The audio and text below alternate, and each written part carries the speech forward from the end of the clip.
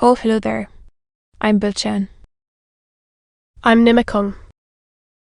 I'm Banchan. In this class, I'll read to all of you.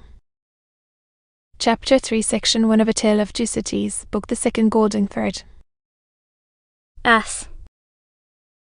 Ah.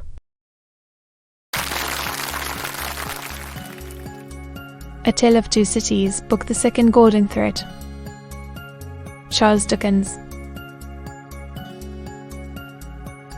Chapter 3, Section 1. R.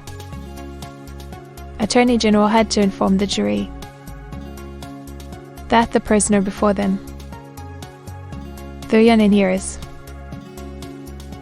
was old in the treasonable practices which claimed the forfeit of his life, that this correspondence with the public enemy was not a correspondence of today, or of yesterday,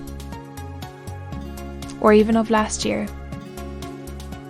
or of the year before, that it was certain the prisoner had,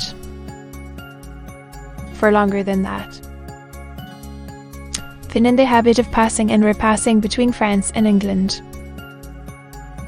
on secret business of which he could give no honest account, that what the real wickedness and guilt of his business might have remained undiscovered, that Providence, however, reproach to ferret out the nature of the prisoner's schemes, and then, struck with horror, to disclose them to His Majesty's Chief Secretary of State and Most Honourable Privy Council, that this patriot would be produced before them, that his position and attitude were, on the whole, sublime, that he had been the prisoner's friend,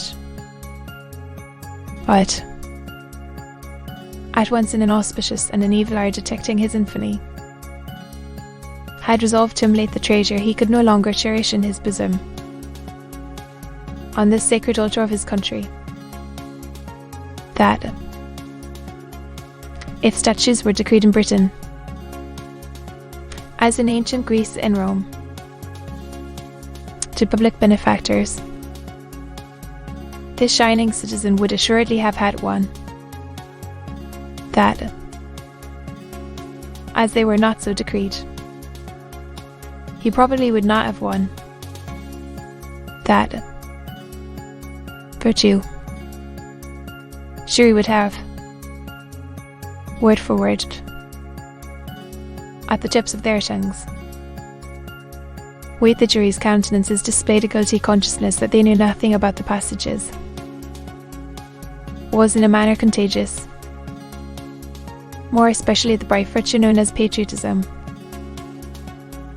or love of country, that the lofty example of this immaculate and unimpeachable witness for the crown,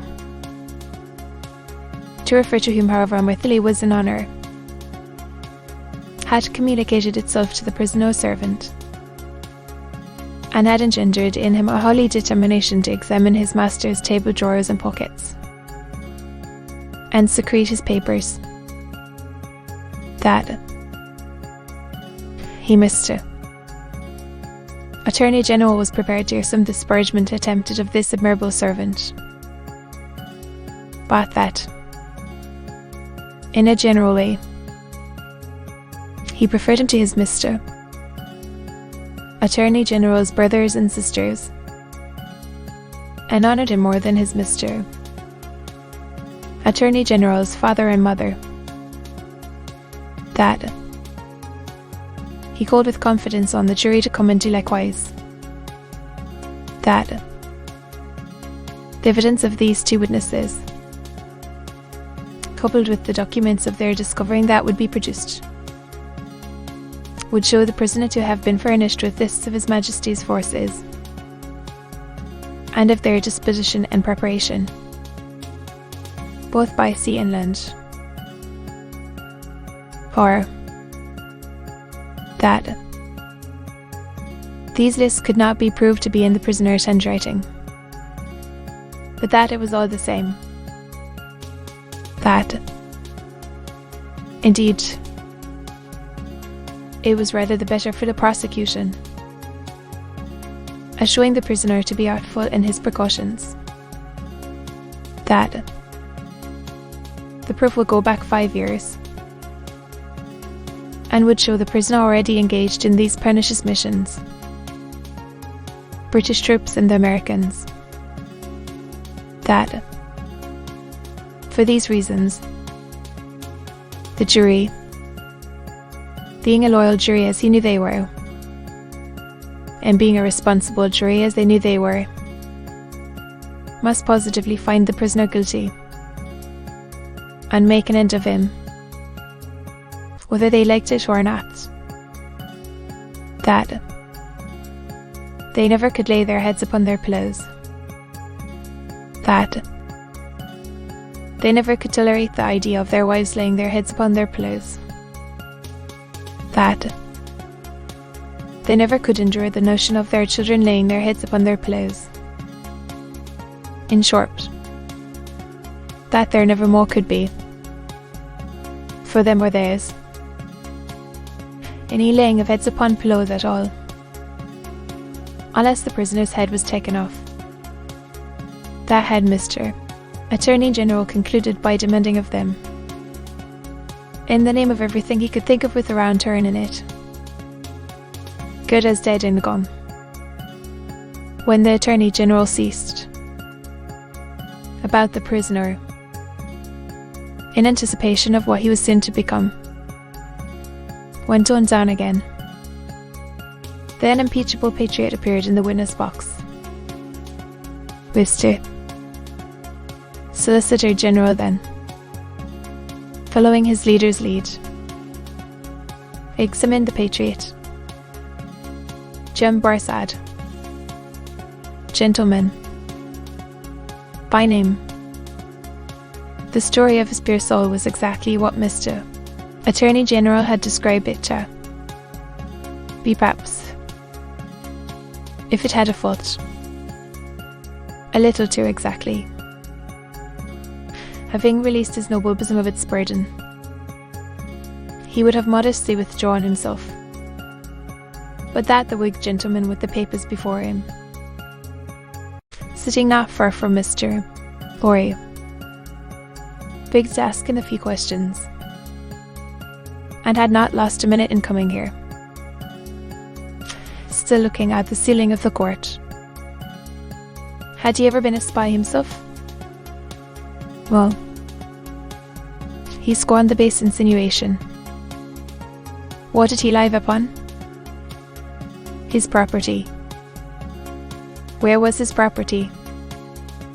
He didn't precisely remember where it was. What was it? No business of anybody's. Had he inherited it? Yes. He had. From whom? Distant relation. Very distant? Rather. Ever been in prison? Certainly not. Never in a debtor's prison? Didn't see what that had to do with it. Never in a debtor's prison? Gone. Once again. Oh, yes. How many times? 2 or 3 times. Not 5 or 6. Perhaps. Of what profession? Gentleman. Ever been kicked? Might have been. Frequently? Well. Ever kicked downstairs? Decidedly not. Once received a kick on the top of a staircase, and fell downstairs of his own accord. Kicked on that occasion for cheating at dice. Something to that effect was said by the intoxicated liar who committed the assault. But it was not true. where it was not true. To be continued.